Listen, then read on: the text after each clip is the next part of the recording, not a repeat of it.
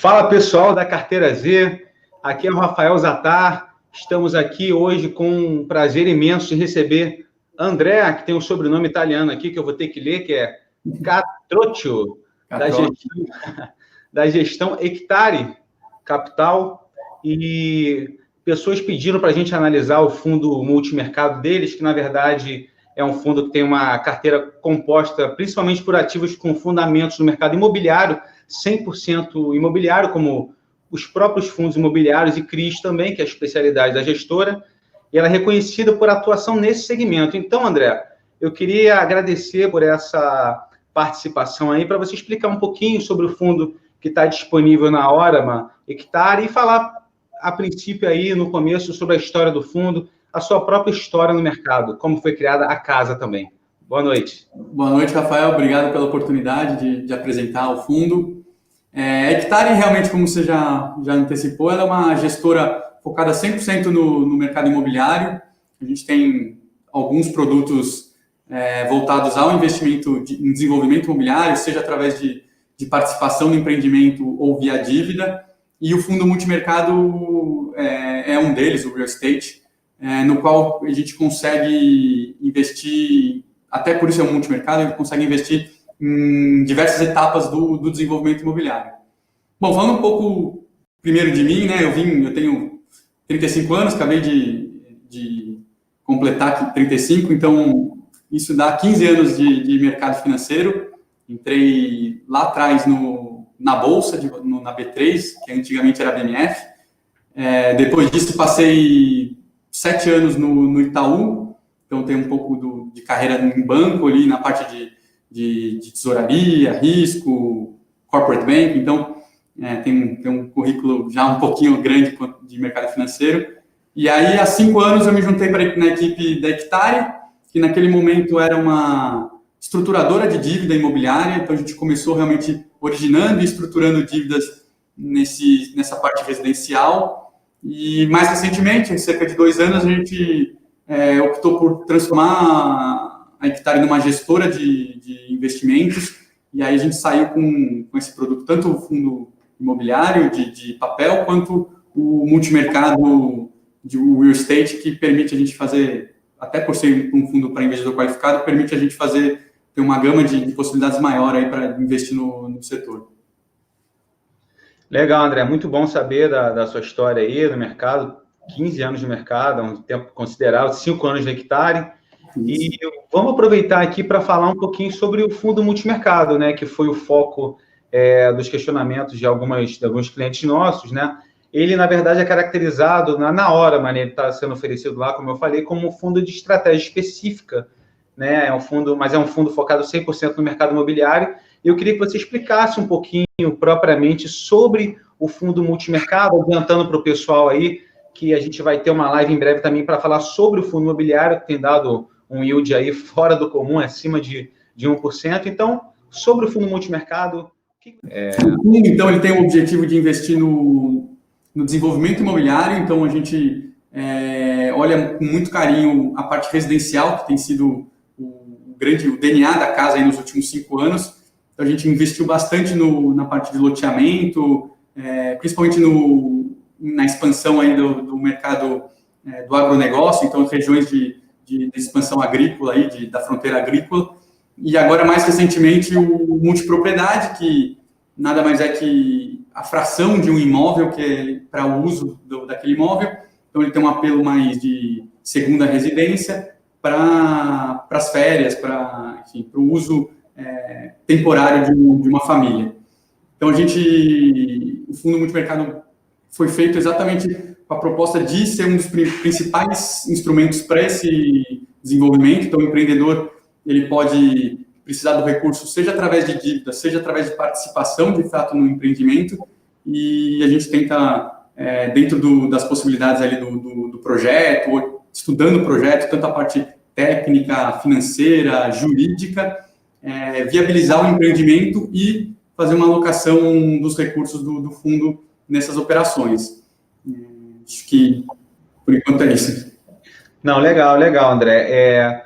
O pessoal deve se perguntar também, o pessoal que for ver, tem muita gente que não conhece, outros que conhecem o fundo, que é relativamente novo, e é um fundo que tem rodado aí acima de 300 do CDI. Então, é um retorno bem expressivo. O que eu queria te perguntar, na verdade, nesse momento, quais são os riscos que vocês estão incorrendo, né? É natural que o pessoal pense isso, porque com a Selic nesse patamar, qualquer produto que esteja muito acima do normal, do tradicional, até propriamente de fundos multimercados, apesar de não ser propriamente um multimercado, ele é focado na parte imobiliária. Quais são os riscos que o investidor está incorrendo em investir no fundo de vocês?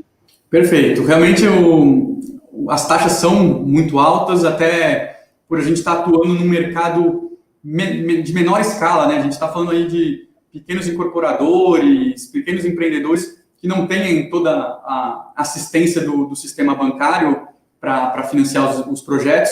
Então, são empreendedores que precisam de recursos de terceiros via mercado de capitais. Então, isso por si só já realmente acaba gerando um retorno, uma taxa um pouquinho maior nas operações. Mas ainda assim, por serem operações não óbvias, a gente está falando fora do eixo Rio-São Paulo, principalmente, regiões ali do Sul, Sudeste, Centro-Oeste, Norte, Nordeste, existe um risco, sim, do desenvolvimento imobiliário. A gente não corre o risco de obra ser aprovada, né, da aprovação da obra, mas aí, a partir da aprovação, a gente incorre no risco de o cronograma da obra atrasar, o empreendimento não ter sucesso de venda, ou, enfim, o comprador final daqueles imóveis não conseguir pagar e defaultar. Então, existe sim esse risco. A gente tem nossos mecanismos para mitigar esses riscos. Então, do ponto de vista de garantias, a gente faz todas as operações, então, tem um excedente de garantia interessante que faz com que a gente consiga cumprir as obrigações do CRI. A carteira de recebíveis, que é de fato o lastro da operação de CRI, ela tem um excedente ali, então a gente, na verdade, tem um termo que é utilizado, que é o loan to value, então a gente empresta menos do que, de fato, aqueles recebíveis valem no futuro. Isso significa que eu consigo ter uma taxa de inadimplência relativamente alta e ainda assim não prejudicar o pagamento das obrigações. Então, assim, de fato, é um mercado um pouco diferente, com seus riscos muito específicos, mas aqui do lado da gestão a gente tem bastante mecanismo jurídico e econômico para minimizar, e não é à toa que a gente consegue dar um resultado interessante nesses últimos 5 anos que a gente faz esse mercado, até um pouco antes de contar o histórico dos sócios da casa, a gente faz aí perto de uns 7, 8 anos, e a gente, enfim, não teve nenhum problema em inadimplência alta ou qualquer coisa desse tipo.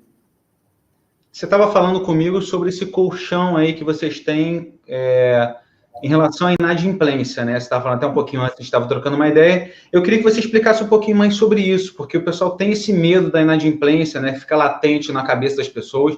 Então, eu queria que você explicasse só um pouquinho mais sobre esse colchão que vocês têm com relação à inadimplência. Perfeito. As operações até elas são desenhadas para que a gente receba de volta a amortização da operação mensalmente. Então, o empreendedor ele tem a obrigação de repagar o CRI mensalmente. Como ele faz esse pagamento? Ele recebe todas as vendas que ele já fez, ele vai recebendo mensalmente, e isso forma, então, os recursos que ele tem disponível para pagar o CRI.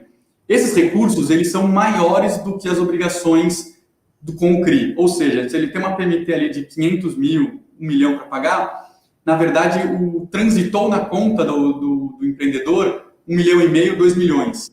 Ou seja, concluindo, ele consegue pagar o CRI e só depois, com o que sobra, ele recebe o excedente da operação. Então, primeiro, o CRI acaba recebendo a prioridade dos pagamentos, depois que honra essa dívida, aí ele vai e remunera o empreendedor pela venda dele. Então, acho que esse é um colchão, né? Nossa primeira proteção é emprestar menos do que o lastro. Segundo, a gente ter preferência no recebimento das operações frente ao empreendedor.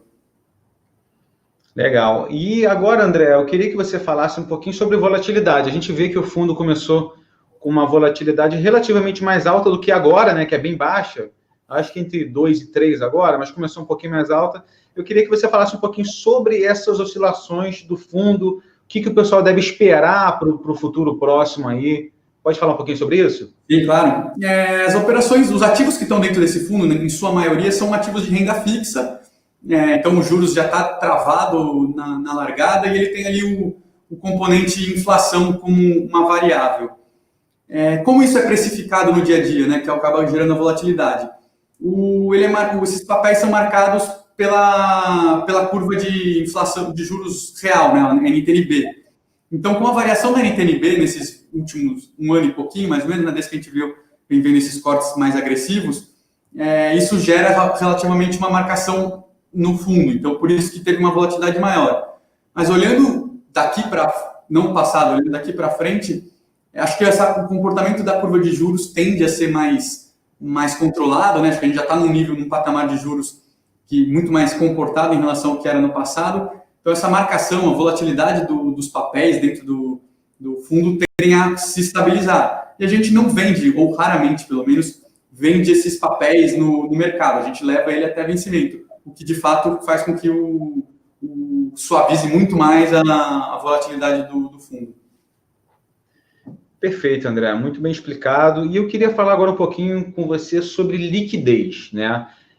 Só para explicar para o pessoal, ele é um fundo para investidor qualificado, né? Eu queria até pedir desculpa ao pessoal que está assistindo esse tempo todo, mas fala, poxa, é para qualificado, mas foi um pedido que teve para a gente, então a gente está atendendo aí. É importante também que vocês entendam, até porque tem um fundo imobiliário, quem gosta dessa modalidade também é uma opção para entender um pouco da cabeça da gestão Hectare.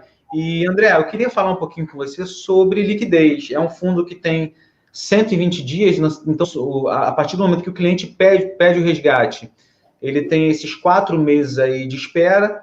Então, eu queria saber como é que vocês aproveitam essa liquidez para gerar alfa no fundo de vocês. Como é que vocês enxergam isso? Perfeito.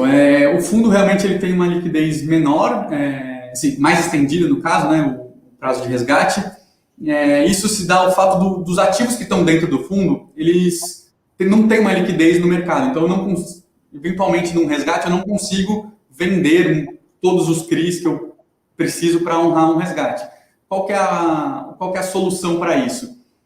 Como eu falei, esses CRIs, eles pagam uma recorrência mensal de PMTs.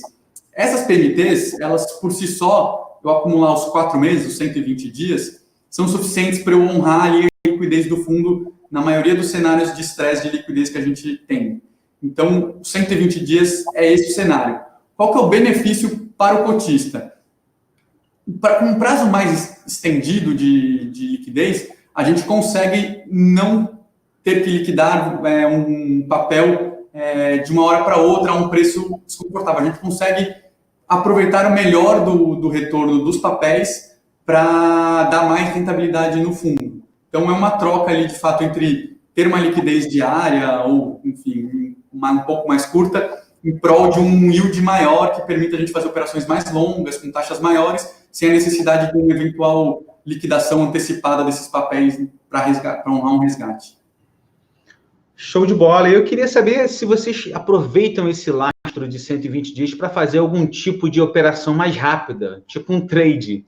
A gente não, a casa não faz trade, assim, até o mercado de real estate tem poucos os instrumentos que de fato têm uma liquidez boa para fazer esse tipo de operação. O que a gente faz sabendo já os resgates 120 dias antes, e a gente consegue ou realocar em outra operação o que não for ser resgatado, ou alocar nos melhores instrumentos de caixa que a gente tem disponível. Então, não é um trade, mas de fato a gente vai carregar aquele caixa num percentual provavelmente melhor do que o cotista conseguiria, dado que a gente tem acesso a alguns veículos melhores, por ser um investidor institucional. Muito bom, André, muito bom, muito legal. E a gente falou aqui um pouquinho sobre o fundo, sobre como é que é a volatilidade, como é que ele trabalha no mercado, ficou bem elucidativo. E eu queria te perguntar, fazer uma última pergunta, só para confirmar, qual o patrimônio do fundo agora? Hoje o fundo está com 16 milhões e meio, é um fundo relativamente novo, antes mesmo de ser para investidor qualificado, ele era para investidor profissional, e aí quando a gente optou por distribuir para um público maior, a gente transformou ele em qualificado e começou as distribuições, por exemplo, via Orama, recentemente. Então o fundo está sendo distribuído há menos de um mês, bem recente mesmo, E ele começou com 10 milhões, nesse primeiro mês de vida aí já conseguiu captar um pouco de recurso e a gente pretende, de fato, chegar num capacity, que eu acho que é interessante saber. A gente entende que, para esse tipo de estratégia, a gente consegue alocar por volta de 300 milhões sem afetar o retorno do fundo. Então, é um mercado que no médio prazo tende a se desenvolver mais, ter mais incorporadores querendo investir, mais CRIs disponíveis. Então, no médio e longo prazo, acho que isso ainda aumenta, mas no curto prazo, acho que 300 milhões é um número que é confortável de ser alocado sem impactar o fundo. Muito bom. Você até adiantou um pouquinho a minha próxima pergunta, mas a última pergunta, de fato, que eu queria te fazer é sobre a perspectiva realmente para os próximos períodos. Se você quiser elucidar mais um pouquinho, porque o pessoal, geralmente, que entra no fundo, o pessoal está vendo ali. Não, rendeu 300 do CDI nos últimos períodos, 350, enfim, um retorno expressivo, mas tá bom, beleza, rentabilidade passada. O que a gente pode esperar, até de um pouquinho de cenário macro, cenário específico de vocês para os próximos períodos aqui, que o investidor, o futuro cotista, pode esperar? Perfeito. A gente tem visto, e é o que eu acho que a gente acaba projetando para o futuro, o mercado de juros ele é novo agora. A gente nunca passou por um ciclo de monetário desse tipo, com taxas tão baixas, mas isso ainda não foi, de fato, não chegou no cliente final da cadeia. Então, o mercado de dívida, eu acho que ainda, especialmente esse que a gente atua, ele ainda vai demorar um pouco para responder. Então, falando de fato de taxa, a gente não vê uma mudança significativa no curto prazo. O risco da operação continua o mesmo, então não tem nenhum motivos fundamentos para que esse risco diminua. E aí, no longo prazo, talvez, com o mercado imobiliário se desenvolvendo mais, talvez tenham mais pessoas com dinheiro, o mercado ganhe mais pujança e consiga ter uma taxa um pouco menor. Mas acho que isso eu não vislumbro no curto, médio prazo. Acho que o ciclo imobiliário é muito longo, então isso tende a demorar um pouco para refletir pela cadeia de desenvolvimento imobiliário. Ok, André, eu queria agradecer imensamente a sua disponibilidade aí, as explicações que você deu, que eu acho que ficaram bem claras para as pessoas que querem investir no fundo, ou pelo menos que querem conhecer um pouco da estratégia, até pelo fundo imobiliário, como eu disse anteriormente, né, que a gente vai ter uma live em breve também falando um pouquinho sobre ele, que está oferecendo um yield bem alto, para entender um pouquinho sobre esse nicho também. Então, André, queria agradecer mais uma vez a você, e até a próxima, e o pessoal aí, um abraço, valeu! Valeu, obrigado pela oportunidade.